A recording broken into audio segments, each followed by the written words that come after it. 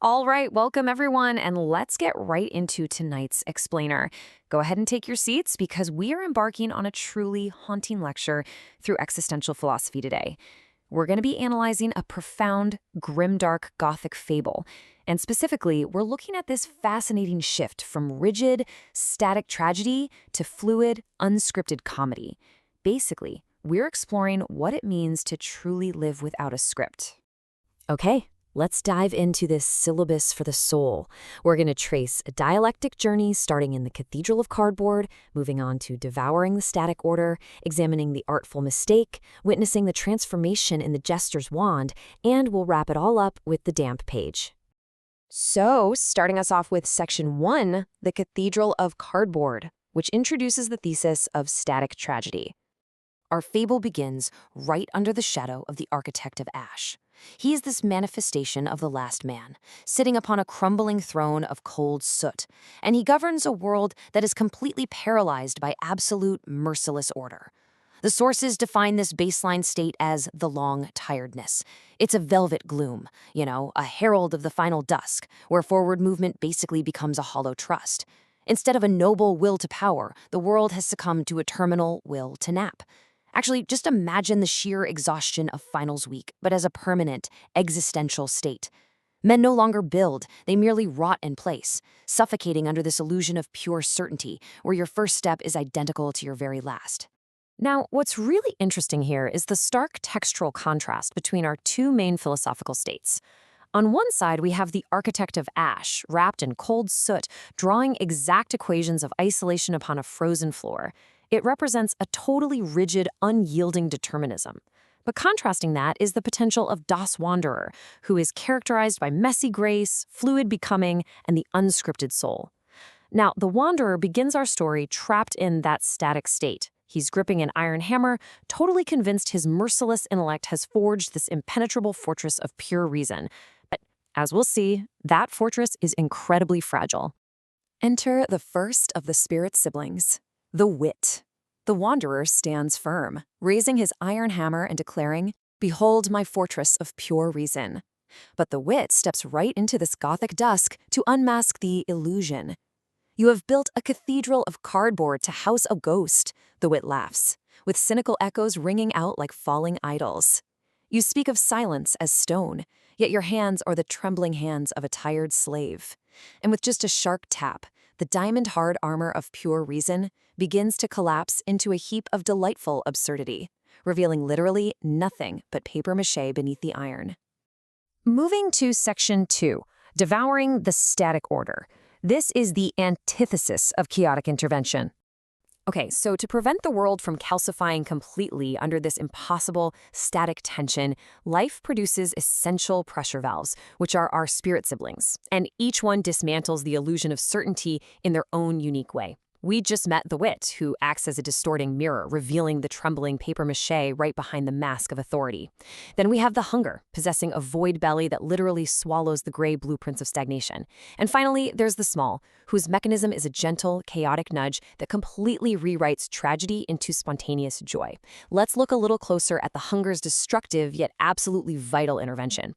Picture this. Deep inside the infinite dungeon of the Twilight City, the hunger emerges from the soot. The Wanderer desperately holds up his blueprints, shouting, "I have mapped the void with absolute certainty." But the hunger finds the Wanderer's tapestry of order and law incredibly nutritious.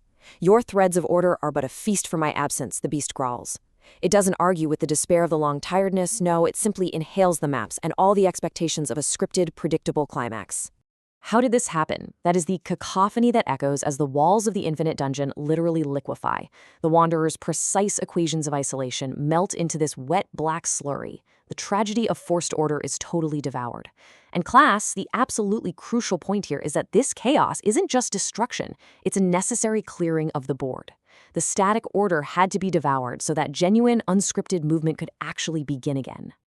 Which brings us to Section 3, the artful mistake. Tripping out of the velvet gloom.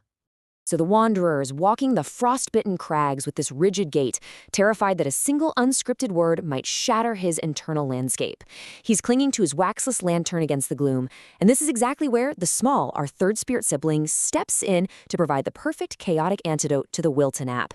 It's not some grand battle, it's just an artful mistake. The Small dances around the infernal council of Mephistopheles. She introduces a single hiccup that interrupts the rigid rhythm of the soothsayer. A spilled lamp of imaginary oil trips the wanderer, turning his clumsy fall into a glorious, spontaneous dance. In that moment of messy improvisation, the grim decree of execution for the striving soul is smudged with ash and miraculously rewritten into a decree of dessert. And that brilliantly illustrates the sheer power of the slightest unscripted intervention. The wanderer gasps, "My script, it is ruined!" But the Small only smiles. "I am the breeze that reminds a stiff world how to dance," she whispers. This gentle nudge fundamentally changes the wanderer's calcified posture. It proves that minor disruptions can spark massive existential shifts, showing us that life is just way too dynamic to ever be contained by a static script. Now for Section 4, the Jester's Wand, the synthesis of comedy.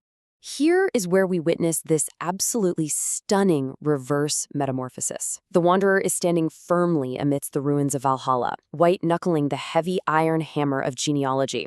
That's his tool of merciless intellect and forced order. But as the chaotic medicine of the spirit siblings applies its intense, unscripted heat, the heavy weight of negation finally surrenders. The iron actually begins to melt, and magically, right before his eyes, the iron transforms into a wooden jester's wand. Let's break down what this actually means for us. This encapsulates the entire existential struggle we've been analyzing today. The iron hammer represents predictable tragedy, exact equations, and a justified termination in a desert of logic. It's heavy, it's destructive, and it is entirely static. Conversely, the wooden jester's wand symbolizes unscripted comedy, messy improvisation, and the fluid grace of becoming. By accepting the jester's wand, the wanderer is actively rejecting the architect of ashes' static end of existence. He's choosing the ridiculous, beautiful reality of the human experience over the cold soot of absolute certainty. Holding that wooden wand, the wanderer addresses the invisible audience of the last men, and his voice, which had basically been reduced to a death rattle at this point, transforms into a living song of the spill. He declares, with profound energy, "The stars only sing for those who dare to go under." It's a triumphant realization for sure. The heavy tragedy was merely a prologue, and the real play is an unscripted comedy. Finally, Section 5, the damp page. Welcome to the amphitheater of becoming. Let's summarize the final synthesis of our Gothic fable here. The tragedy of forced order was merely an opening act. The illusion of absolute certainty, the cathedral of cardboard, has completely collapsed into absurdity. We've learned that life inherently prevents itself from calcifying through those necessary, chaotic pressure valves, the wit, the hunger, and the small. Because of them, even in the absolute heart of the existential desert, the page of the wanderer's soul remains damp, and the ink remains wet. Class, symbolically, this wet ink means the story is never finalized. The future isn't some printed, dry mandate. Abandoning absolute certainty is exactly what allows genuine human improvisation to flourish. The wanderer finally finds the immense courage to completely reject the pre-written ending and write his own next line. And that brilliantly brings us to the ultimate takeaway for us as students navigating our own lives. The rigid iron hammer of forced expectations will always melt away when exposed to the fluid, messy reality of existence.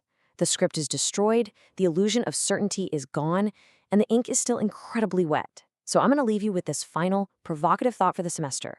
What will you write on your own damp page?